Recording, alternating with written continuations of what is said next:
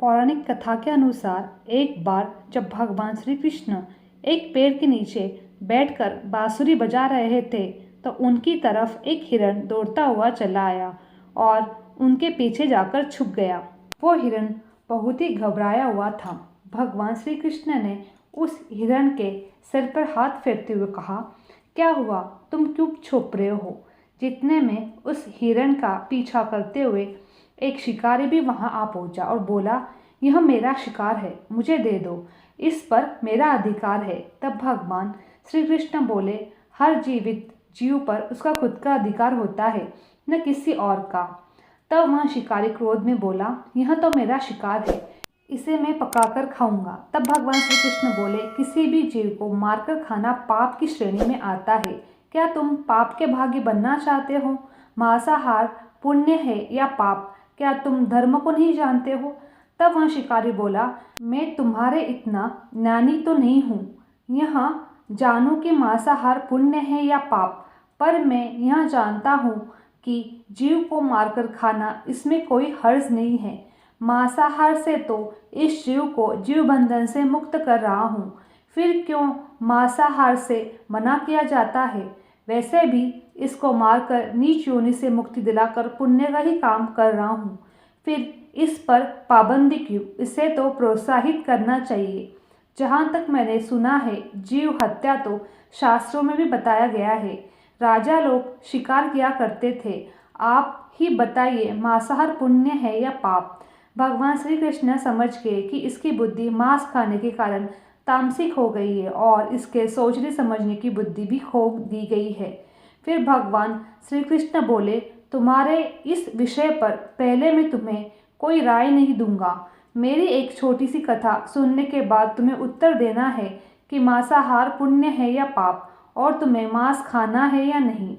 वह शिकारी सोचने लगा कि इसमें मेरा तो कोई घाटा है ही नहीं, इस कथा को सुन ही लेता हूँ, मेरा मनोरंजन भी हो जाएगा और बाद में मुझे इस हिरण का मांस भी मिल जाएगा। तब भगवान श्री कृष्ण ने शिकारी से कहा कि सुनो, एक बार मगध में खाद्य संकट खड़ा हो गया तो अन्न का उत्पादन भी कम हो रहा था। राजा को चिंता हुई कि यदि इस समस्या को शीघ्र निदान नहीं किया गया तो संरक्षित अनाज कोष भी खत्म हो जाएगा और संकट भीषण हो जाएगा। तो राजा ने अपनी राजसभा में मंत्रियों से पूछा कि देश की खाद्य समस्या को सुलझने के लिए सबसे सस्ती वस्तु क्या है। मंत्रीगण सोच में पड़ गए। चावल, गेहूँ, आलू इत्यादि पदार्थों को उगाने के लिए बहुत श्रम करना पड़ता है। वह तभी प्राप्त होती है जब प्रकृति का प्रकोप न हो। ऐसे में तो कुछ सस्ता हो ही नहीं सकता। तभी शिकार का शौक रखने वाले एक मंत्री ने सोचा कि यही उत्तम का अवसर है। क्या न अंधाधुंध शिकार के लिए राजा से अनुमति ले ली जाए। उसने सभा में कहा कि सबसे सस्ता खाद्य पदार्थ है मांस। इसके लिए धन का खर्च भी नहीं करना पड़ता और पौष्टिक खाना भी मिल सकता है। सभा के सभी मंत्रीगणों ने इस बात का समर्थन कर दिया, लेकिन मगध के मंत्री अभी चुप ही थे। राजा ने पूछा, मंत्री आप चुप क्यों हो? आपने कोई अनुमोदन नहीं किया, आपका क्या मत है? मंत्री ने कहा, मैं यह नहीं मानता कि यह कथन सही है कि मांस सबसे सस्ता पदार्थ है। फिर भी इस विषय पर मैं अपने विचार आपके सामने कल रखूंगा। मंत्री उसी रात मांसाहार का प्रस्ताव रखने वाले सामंत के घर पहुँचे। सामंत ने इतनी देर रात तक मंत्री को अपने घर आते देखा तो वह घबरा गया। किसी अनिष्ट की आशंका से वह काँप गया। मंत्री ने कहा, संध्या को महाराज बीमार हो गए हैं, उनकी हालत बहुत ही खराब है। राजवैद्य ने कहा है कि किसी शक्तिशाली देह का 2 तोला मांस मिल जाए तो राजा के प्राण बचाए जा सकते हैं। आप महाराज के सबसे विश्वास पात्र हो, इसलिए आपसे योग्य कौन होगा? इसके लिए आप जो भी मूल्य लेना चाहते हो वो ले सकते हो। आप कहे तो इस काम के लिए आपको 1 लाख स्वर्ण मुद्राएं भी दे सकते हैं। एक बड़ी जागीर भी आप मांग सकते हो। बस आप अपनी इच्छा कहे, मैं तलवार से आपका हृदय को चीर कर बस 2 तोला मांस निकाल लूँगा। यह सुनकर सामंत के चेहरे का रंग फीका पड़ गया। वह सोचने लगा, जब जीवन ही नहीं रहेगा तो लाख स्वर्ण मुद्राओं का मैं क्या करूँगा, और बड़ी जागीर भी किस काम। वहाँ झटपट अंदर भाग कर गया और अपनी तिजोरी में से 1 लाख स्वर्ण मुद्रा की पोटली लेकर आया। मुद्राएं लेकर उसने मंत्री के पैर पकड़ लिए और गिड़गिड़ाते हुए बोला, मंत्री जी, मैं आपकी 1 लाख मुद्राओं में अपनी 1 लाख मुद्राएं और मिलाता हूँ। इन मुद्राओं से आप किसी और सामंत के हृदय का मांस खरीद ले, किंतु मुझे जाने दें। यह बात किसी और को पता न चले। मैं आपसे हाथ जोड़कर निवेदन करता हूँ। मंत्री जी यह सब समझ चुके थे। मंत्री सामंत को थोड़ी और मानसिक पीड़ा देना चाहते थे।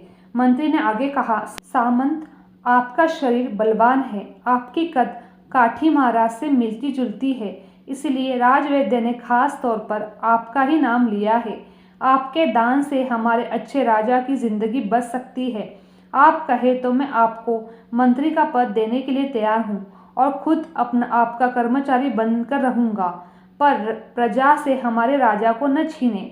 सामंत तो फंसता हुआ दिख रहा था। उसने शरीर पर अंगवस्त्र रखकर अपने जूते भी पहन लिए। जैसे ही वहां से भागने वाला था, वह तुरंत मंत्री के पैरों पर लेट गया। उसने याचना की कि मंत्री जी, मैं इसके योग्य नहीं हूँ। जब प्राण ही नहीं रहेंगे तो मंत्री पद का क्या? राजा का सिंहासन भी मिल जाए तो मैं उसका क्या करूँगा? आप चाहे तो मेरा सब कुछ ले, पर मेरे प्राण न ले। मैं अपना ये भवन, सारा धन आपको सौंपता हूँ। रातों में राज्य से निकल जाऊंगा। इतना कहकर वह अपने घोड़ों की ओर भागा और जैसे ही अपने घोड़े पर बैठने लगा और आवाज आई कि तुम तो जा रहे हो और तुम्हारे अपने परिवार को पीछे छोड़ जा रहे हो। सामंत बोला, मेरे अपने प्राण से प्रिय कुछ भी नहीं है। जब जीवन ही नहीं रहेगा तो कुटुंब का मैं क्या करूंगा? जीवन रहा तो ऐसे ही सुखी रह लूंगा। इतना कहकर घोड़े पर छलांग लगाकर बैठ गया। वह अभी चलने को ही था कि मंत्री ने घोड़े की लगाम पकड़ ली। वह सामंत से बोला, भागने की जरूरत नहीं है, आप आराम से घर पर रहो, मैं किसी दूसरे सामंत के घर जाता हूँ। यह कहकर मंत्री वहां से चल गए। मंत्री के वहां से जाने पर सामंत के अंदर कुछ जान तो आई, परंतु बेचैनी बनी रही। उसकी नींद खराब हो चुकी थी। मुद्राएं लेकर मंत्री बारी बारी से सभी सामंतों के घर जा पहुंचा और सभी से राजा के लिए हृदय का 2 तोला मांस मांगा, परंतु कोई भी देने के लिए राजी नहीं हुआ। सब ने अपने बचाव के लिए मंत्री को किसी ने 1 लाख तो किसी ने 2 लाख मुद्राएं तक दे दी। इस प्रकार मंत्री ने एक ही रात में लाखों स्वर्ण मुद्राएं जमा कर ली। फिर सुबह होने से पहले अपने महल में जा पहुंच गया। अगले दिन ही राजसभा में सभी सामंत समय से पहले ही आ चुके थे।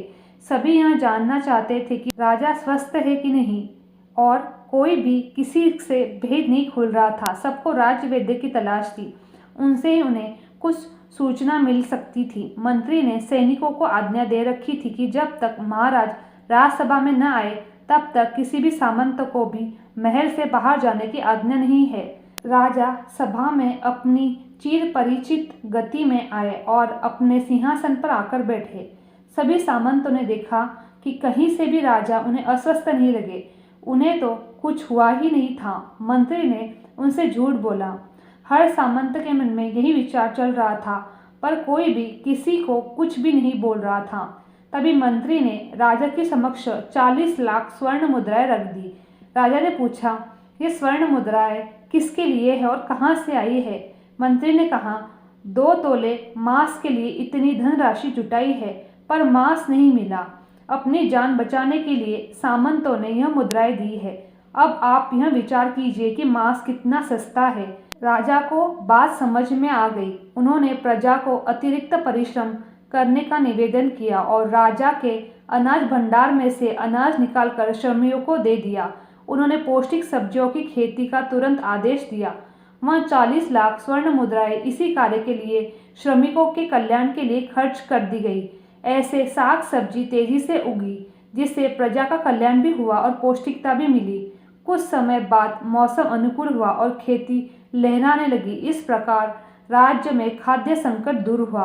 परमात्मा से यह ज्ञान पाकर शिकारी परिपूर्ण हो गया और उसे ज्ञान की प्राप्ति हो गई और वह जान गया कि महानता जीवन लेने में नहीं है, बल्कि जीवन देने में है। शिकारी भगवान श्री कृष्ण के आगे हाथ जोड़कर वहाँ से चला गया और उसने कसम खाई कि वह अपने संपूर्ण जीवन में किसी को भी कभी चोट नहीं पहुँचाएगा। और भगवान श्री कृष्ण हमें इस कथा के जरिए समझाना चाहते हैं कि हम यह नहीं भूलें कि जिस तरह हमें अपनी जान प्यारी है उसी तरह सभी जीवों को अपनी जान प्यारी है। वीडियो अगर आपको पसंद आई होगी तो वीडियो को लाइक, चैनल को सब्सक्राइब और शेयर करना ना भूलें। आप सभी का धन्यवाद।